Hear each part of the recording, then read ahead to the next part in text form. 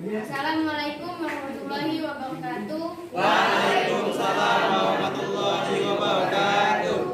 Perkenalkan, kami dari kelompok 3, Usman bin Affan, ingin menjelaskan tentang profil Nabi Muhammad SAW yang akan dibacakan oleh Muhammad Fadil.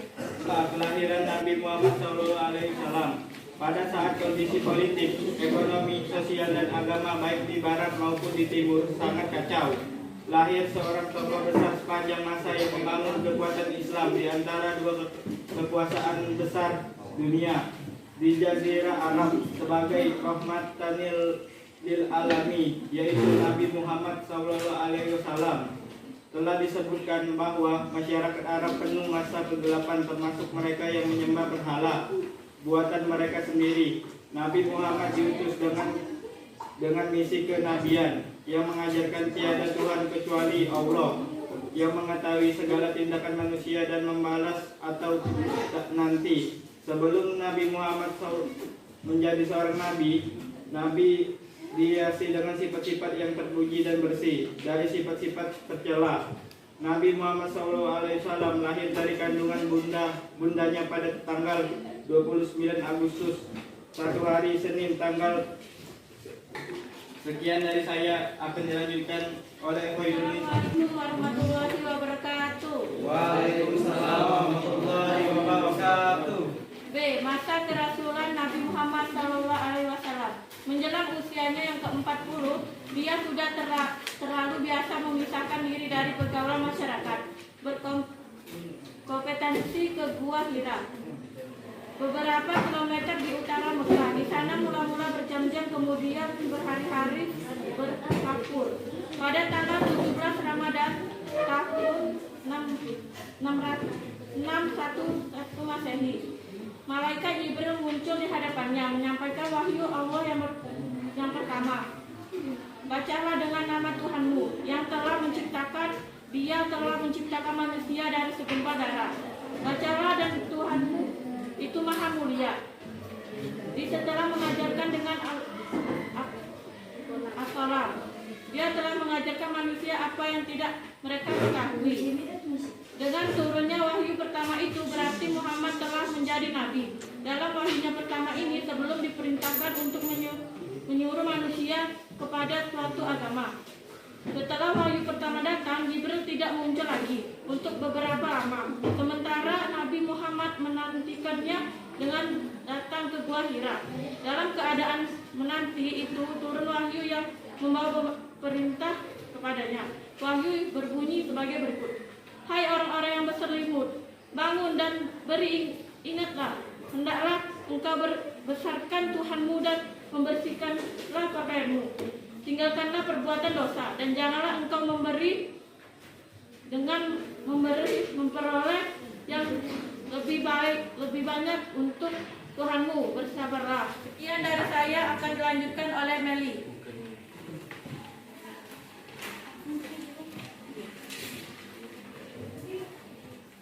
Assalamualaikum warahmatullahi wabarakatuh. Waalaikumsalam warahmatullahi wabarakatuh. C. Wafatnya Nabi Muhammad. Pada tahun ke-10 Hijriah, Rasulullah SAW pergi berhaji bersama lebih dari 10.000 kaum muslimin. Di Jabal Arafah, Nabi menyampaikan khutbah monumental di hadapan mereka yang dianggap sebagai dasar dari ajaran Islam. Tidak mengherankan, karena dalam khutbah ini Nabi telah menjelaskan perihal undang-undang Islam. Melalui khutbah ini, Nabi menyerukan asas persamaan di antara sesama manusia yang tidak mengenal perbedaan antara hamba yang berdarah Hanafi dengan yang berdarah Quraisy. 2 bulan setelah kepulangannya dari ibadah haji wada'ah, Nabi mengeluhkan rasa sakit di kepalanya. Pada masa-masa awal sakit, Nabi memaksakan diri untuk tetap mengimani sholat. Ketika sakitnya bertambah parah, Nabi menyuruh Abu Bakar menggantikan posisinya menjadi imam sholat.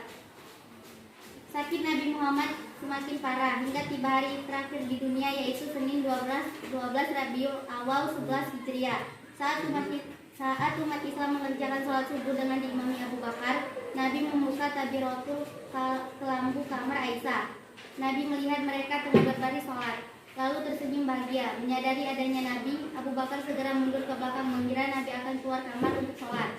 Anas menceritakan, Umat Islam sangat senang saat melihat Nabi. Akan tetapi Nabi memberi isyarat agar mereka melanjutkan sholat. Nabi masuk kembali ke kamar dan menutup kembali tabir.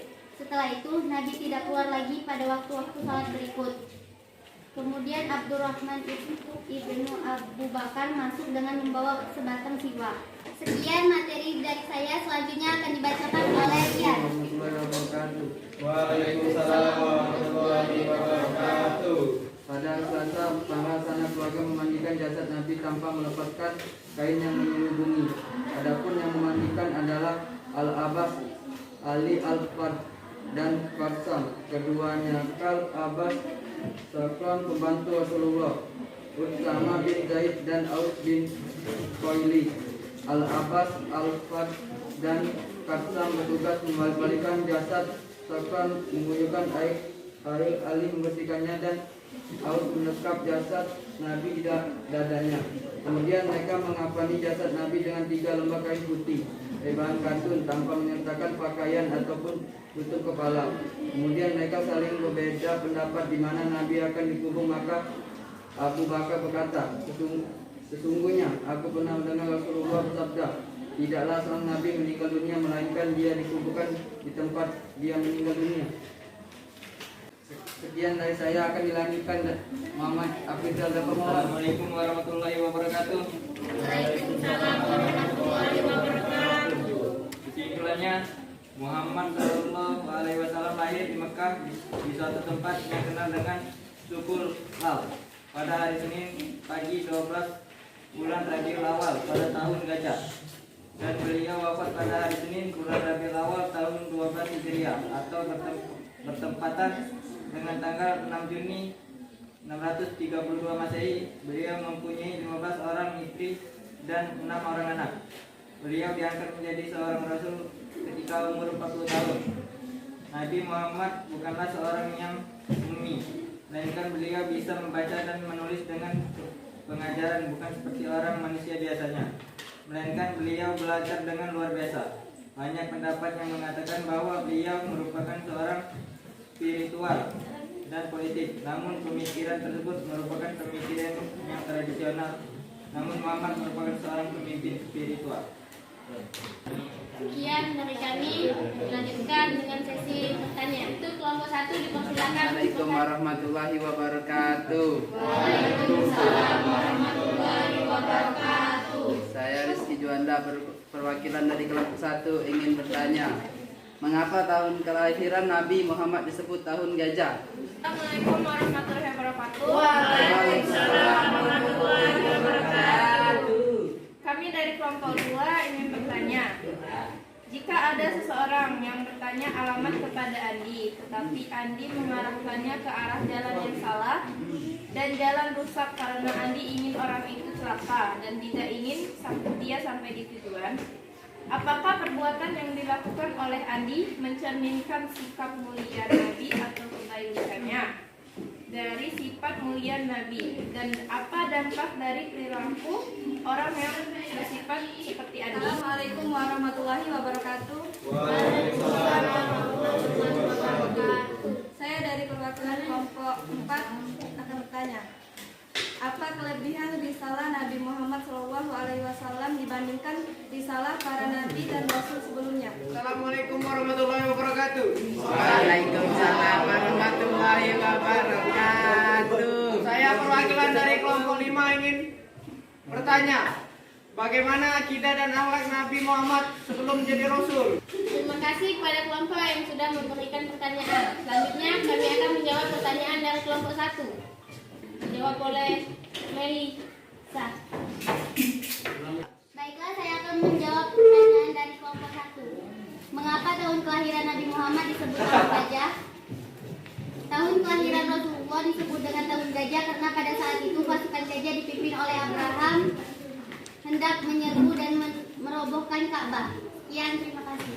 Sekian, apakah kelompok 1 bisa menerima jawaban dari kami? Baiklah, kami bisa menerima jawaban dari kelompok 3. Terima kasih. Wassalamualaikum warahmatullahi wabarakatuh. Baiklah, kami akan menjawab pertanyaan dari kelompok 2 yang akan dibacakan oleh Nisa.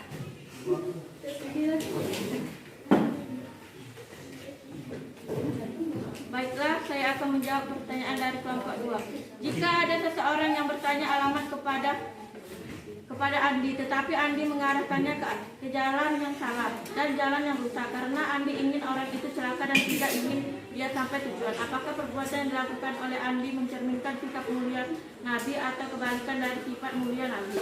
Apa dampak dari perilaku orang yang bersifat seperti Andi? Itu sifat kebalikan dari Nabi. Dampaknya Andi akan celaka dan banyak dibenci orang, dan yang paling penting dia akan mendapatkan dosa yang besar karena sudah mengarahkan jalan yang tidak benar.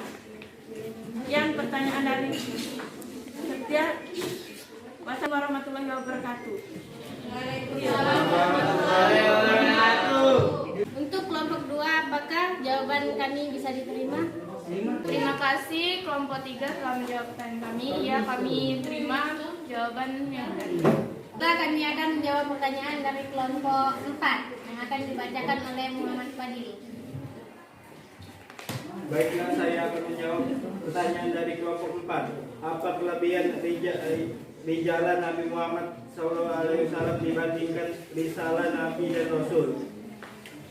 1. Merupakan salah satu Rasul ulul azmi. 2. Mempunyai kesabaran yang amat tinggi. 3. Mendapatkan wahyu dari Al-Quran. Sekian jawaban dari kelompok kami. Apakah kelompok 4 bisa menerima jawabannya? Jawabannya dapat kami terima. Sekian dan terima kasih. Wassalamualaikum warahmatullahi wabarakatuh. Kami akan menjawab pertanyaan dari kelompok 5 yang akan dibacakan oleh Nurisa. Assalamualaikum warahmatullahi wabarakatuh. Waalaikumsalam warahmatullahi wabarakatuh. Saya akan menjawab pertanyaan dari kelompok 5. Bagaimana akidah dan akhlak Nabi Muhammad sebelum jadi Rasul? Ia memiliki keluhan akhlak dan keutamaan budi pekerti serta sifat-sifatnya yang mulia. Rasulullah merupakan orang-orang yang paling utama kepribadiannya, lemah lembut, jujur dalam setiap ucapan, terjaga jiwanya, paling baik amalnya, menepati janji-janjinya, dan sangat amanah ketika memegang kepercayaannya. Sekian jawaban dari kelompok kami. Apakah kelompok 5 bisa menerima jawabannya? Baiklah, terima kasih atas jawabannya. Kami dapat menerima jawaban dari kelompok 3. Assalamualaikum warahmatullahi wabarakatuh. Selanjutnya kita akan mendengarkan pengarahan dari Ibu Fitri. Sekian presentasi dari kelompok kami. Kami akhiri. Wassalamualaikum